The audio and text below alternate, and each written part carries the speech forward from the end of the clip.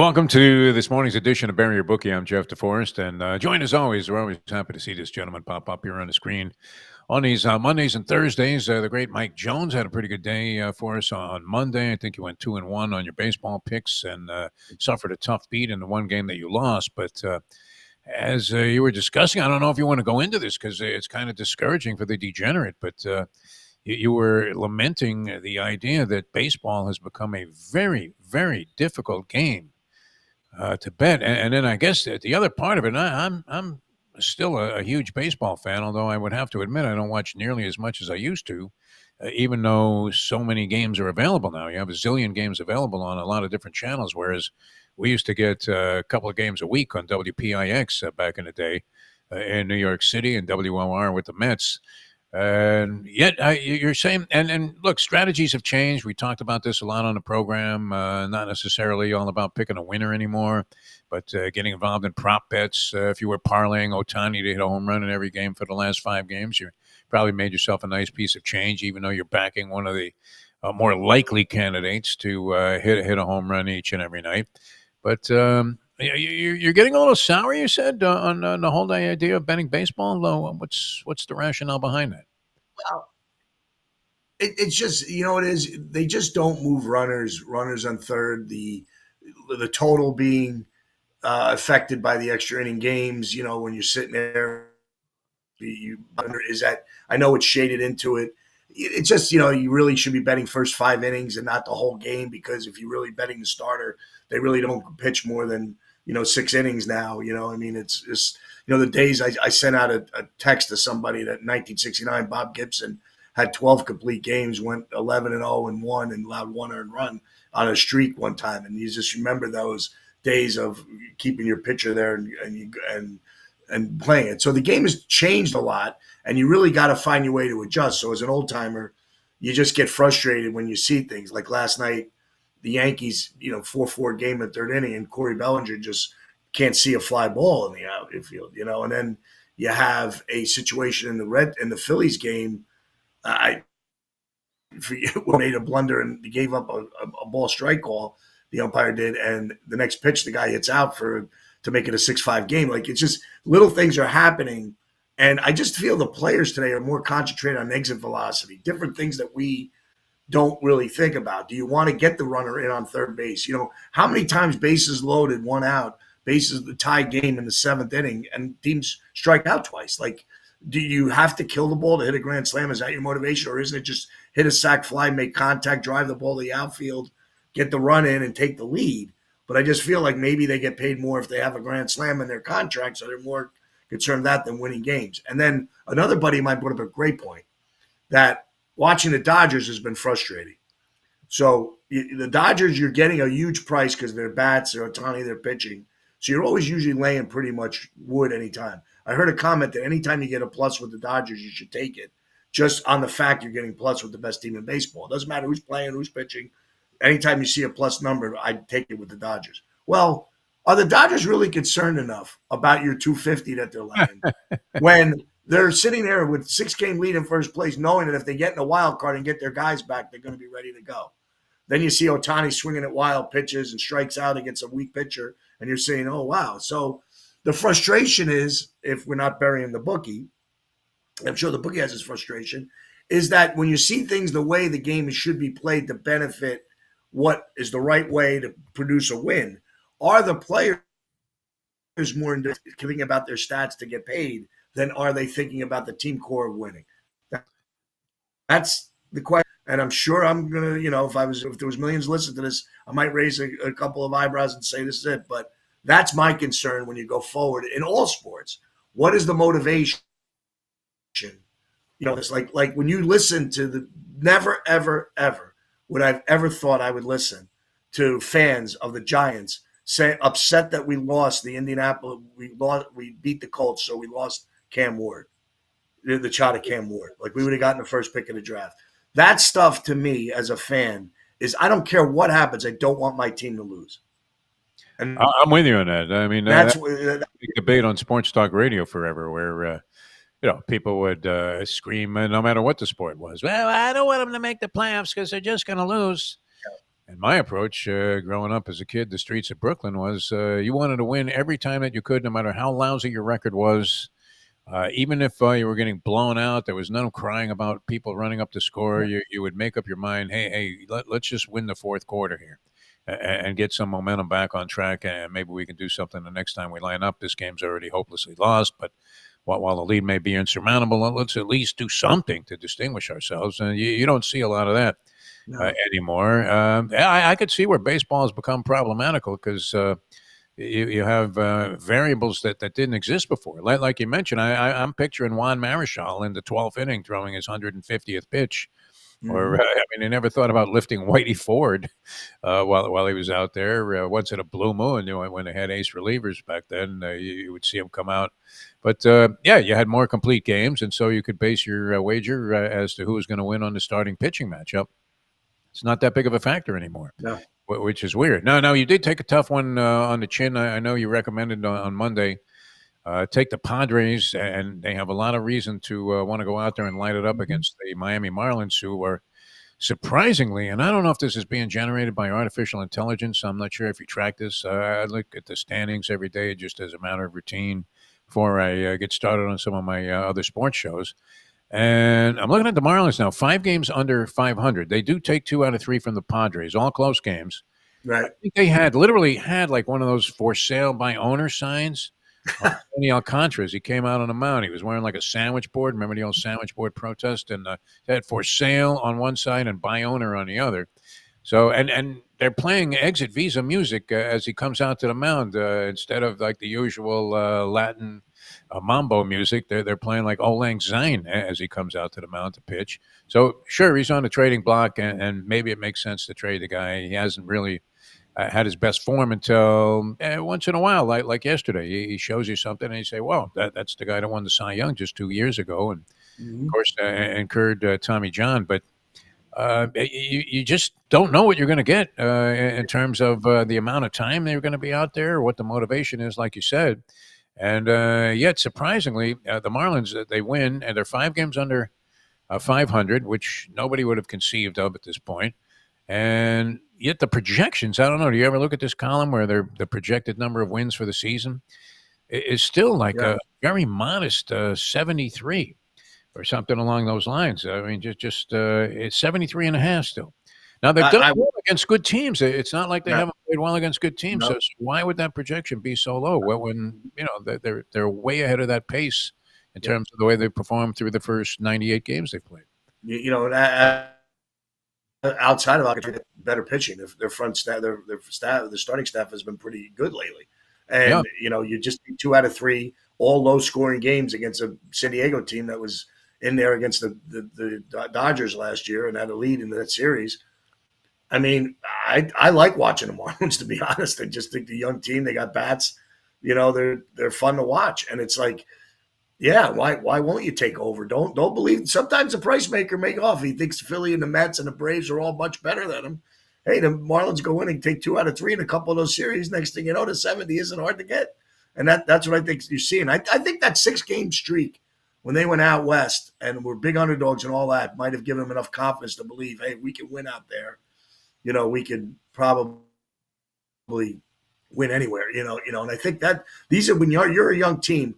Sometimes it's confidence. Like I think one of the things that I feel like even with my Giants is, are we going to be confident enough to believe that what we're going to hear, can we go and win games? Are we going to be able to keep up with the tough schedule and the teams we play? Same thing with a young baseball team. You're young, you're coming up. Do you believe you got the talent? You've been having it all there. You played well in college. You played well in the minors. But now you're getting to the big time, and now can you believe? And do you get influenced by bad habits of veteran players, or what do you have? But I'm looking at the Astros now. They keep retooling, and they win because they got great veteran leadership in Altuve and certain players in that organization, and they're winning the West and look like they're ahead of the game. And then you look at the Yankees with all the press and all the big money and all the stuff, and now they're 4 games out of first place now, and who knows if they're going to win a division when they were probably a big favorite, but right before the All-Star break to win the division. So you just look, you just see what the way things are going. But that's the interesting part of baseball, and I'm with you on the Marlins. I like watching good young team develop. I was on it with the Tigers, and now went a little shift. They got swept by Pittsburgh, which is kind of a shocker, but didn't Lost play 9 out of 10. defenses. Yeah. They've 1-5 since the All Star break, so they better shape up or ship on out. But they're had a 14 or 15 game lead. I bet you it's down under double digits now. 8 games over Cleveland right now, even though they've lost 9 out of 10, which shows you how superior they were through most of the Yeah, season. and a buddy of mine also brought up a great point. The Dodgers might have 2 7-game losing streaks and win a World Series. When's that happen? And he's saying that it doesn't matter because 7 teams make the playoffs now. So just get in, get your team right. And Dodgers obviously haven't been healthy, but still, it's just so interesting to watch, and that's where you got to keep up. It's a day-to-day mindset. I mean, the Red Sox series on Netflix last year showing my buddies said, watch it, get into the psychological of these players and how they think and what they do and how they act. It's just a different world today. You watch Tristan Casas walk home at 6'7", 250, sitting there thinking, who's going to mess with me? And so he walks down the street and wants to have conversations, deals with Red Sox fans. It's like things that are just different that you just don't see the players deal with.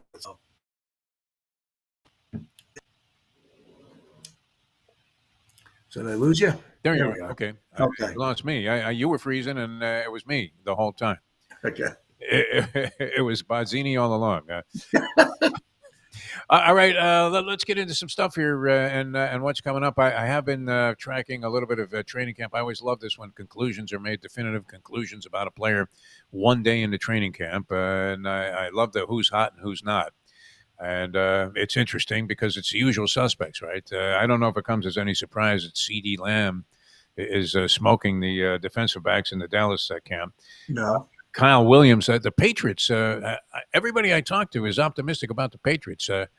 Are you in that same category? The number is 8 and a hook for the season. We were discussing that a lot the last couple of days. Is a wild number that went up. Games year, right? Yeah, I mean, it's just they're looking at the schedule, thinking the Jets and Dolphins will be weak, and no, they play us, of course, on a Monday night game, so their schedule is probably beneficial, and that's what they're looking at. I don't know. Do they have the depth, the injury? Do they think Mike Vrabel is the answer? That's what they're all banking on. But Kyle Williams, I'm going to tell you a little bit about Kyle Williams. Yeah. That kid could play. He was a late round pick, probably because he didn't run fast at the combine. But I watched him at Washington State. He is very good. So you're always going to find these players. Like I'm really looking forward to see what Scadaboo gives the Giants. 4th round pick because he runs slow, but he got it done in the Division I and played well against Texas in a game against a team that's people are picking to win it all this year. So a lot of NFL players on that defense that got drafted, and he looked like he was a man among boys against those guys. So you never know what you're going to get when you get these picks. But to your point about the quarterback and how things go, always remember that only 4 quarterbacks have been in the Super Bowl since 2010 and were first-round picks. So losing those games, like I wanted to get into this, because you think you're going to get a better draft pick doesn't necessarily translate into the player that you want. There's only one Patrick Mahomes, and that's who seems to be dictating the best of what we had. And they traded up to get him in the 10th spot, so it wasn't like you need to lose games. So I'm a strong proponent of watching what everybody says in these training camp, but, don't judge until you get on the field and play hard and win. I had a solution for the NFL draft and this whole tanking thing, which I can't stand tanking. I'm right there with you. I'm old school like that. And maybe we are the geezers at Caesars in that regard. But I hate it when a team is essentially telling you, well, we're in this to lose. I mean, it's a horrible message to send. You can't tell players to go out there and lose. They have their careers on the line. And it happened here in Miami with Brian Flores as the head coach. And supposedly, the story goes that the ownership and management was telling them, hey, we'll give you an extra $100,000 to lose every game. And they ended up winning 5 ball games that year, which was pretty incredible. Towards the end of the year, I guess they went 5-9 or whatever, their last 14, something like that. And they lost out on having the number 1 pick. They ended up getting the guy everybody was tanking for anyway, in Tua Tagovailoa, and that may have been its own negative result also, because we don't know that he's a guy that's going to take it over the top. But I think what they should do, and this would be an oddball concept, and probably nobody will agree with me, instead of rewarding failure, reward success. And give the best team in the league the number 1 overall pick. Give everybody incentive to win as many games as they possibly can, instead of thinking to themselves, oh, geez, well, we're 2-6 to start the season, so let's just start losing at an enormous rate, try and fall flat on every game, get rid of players that are good. They should make it so punitive that teams are bad that and you know what? I don't care if they remain bad forever.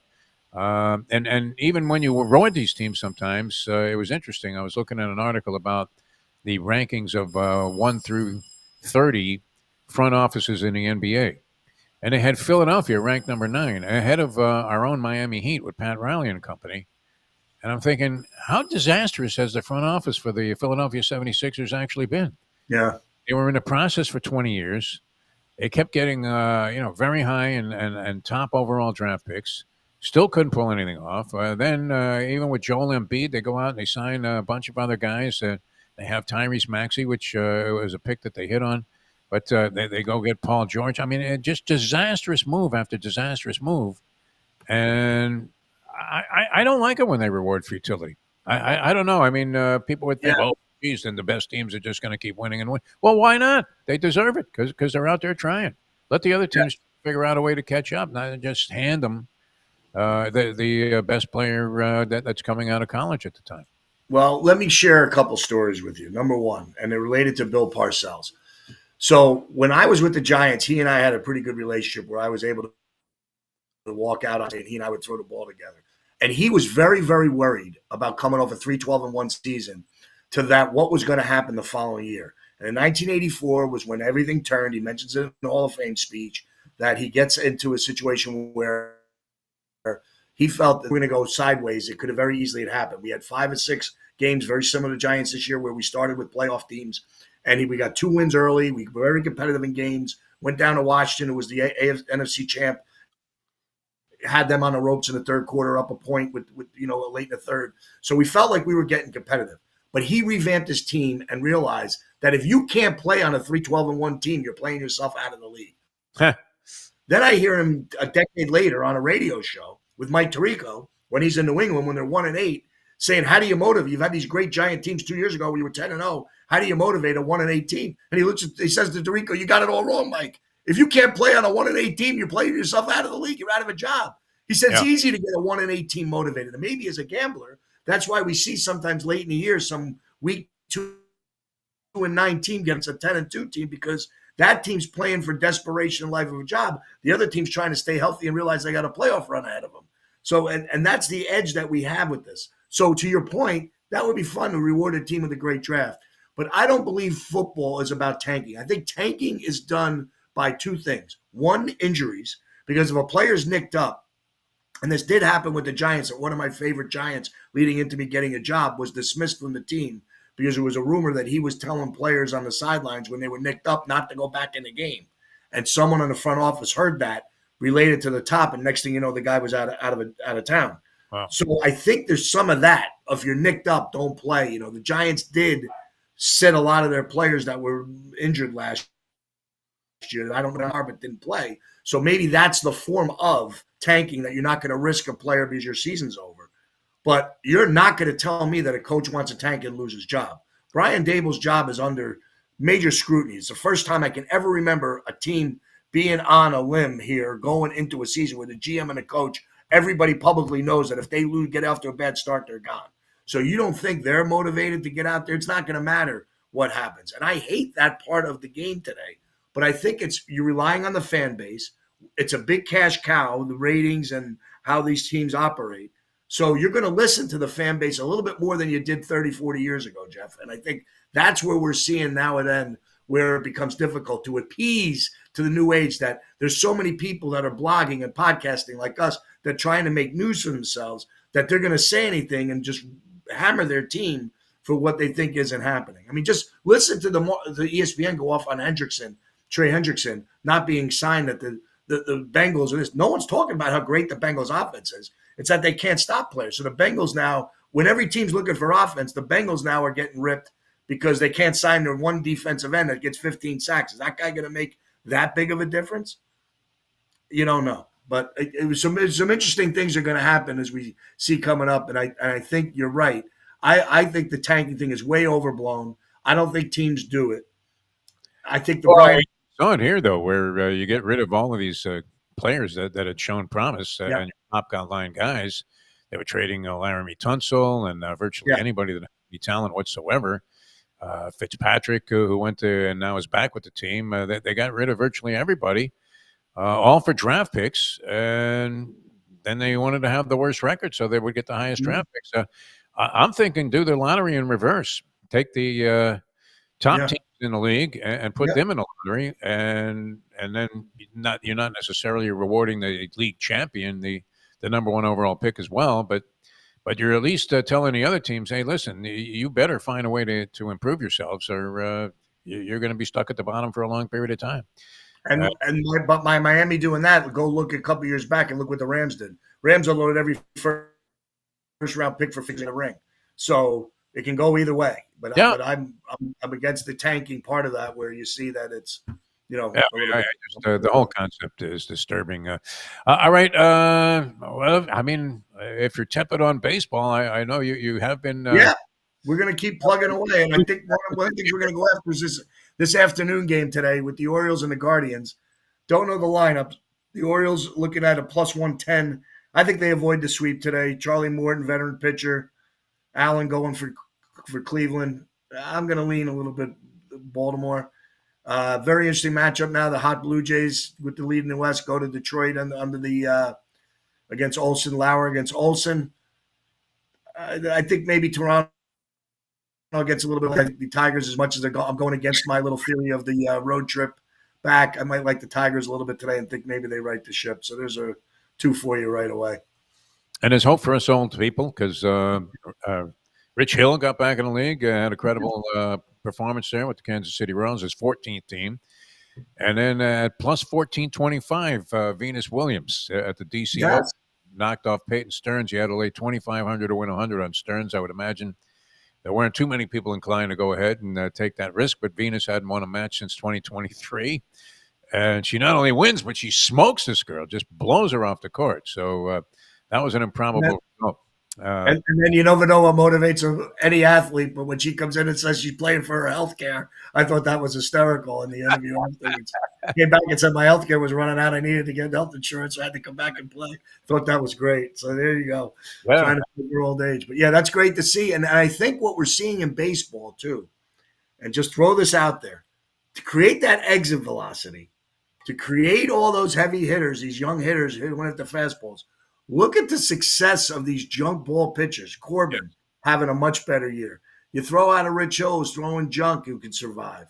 Kyle Hendricks is throwing sinkers and holds the Mets down to a run for 5 innings. So all of a sudden, all these guys have struggled. Andrew Heaney's having a good year throwing 85, 87 mile an hour sliders and 90 mile fastballs. Clayton Kershaw can't get it over 90, and yet he's surviving and winning games for the Dodgers. Crafty young pitcher. Greg Maddux probably come back and throw a shutout today because he probably could throw people and get his ball can move. I mean, that's what really is interesting. That maybe lack of speed and having these players adjust seem to be working. Because I've been shocked that these pitchers are having this much success and all getting starts every day. You can see a guy who's throwing the 80s and yet he gets away with it. You think, this guy can't throw. They're gonna hammer him, but they don't. Yeah. All right, excellent stuff, Mike. We had a little bit of choppiness there during the program. I hope you guys were able to get the gist of it. It sounded a little bit like a verbal ransom note at times, but we managed to meddle our way through it. Good luck with your plays, Michael. I'm sure we'll communicate personally over the weekend, and we'll talk to you again on Monday's edition of the program. Thanks so much for being with us. Thanks, Jeff. Mike Jones, ladies and gentlemen, with us here on Bury Your Bookie. A little sloppy there, but hopefully you guys got most of that. I'm not sure whose end it was on, but it's Wi-Fi City here. And always a little element of uncertainty whenever you're doing these programs. All right, thanks for being with us. So do it again tomorrow. The professor will have a big board for you. And I believe he's going to dive into some college over-unders and future considerations for the season. So he's very sharp on that. So you'll want to tune in for sure. We'll see you tomorrow on the next edition of Bury Your Bookie.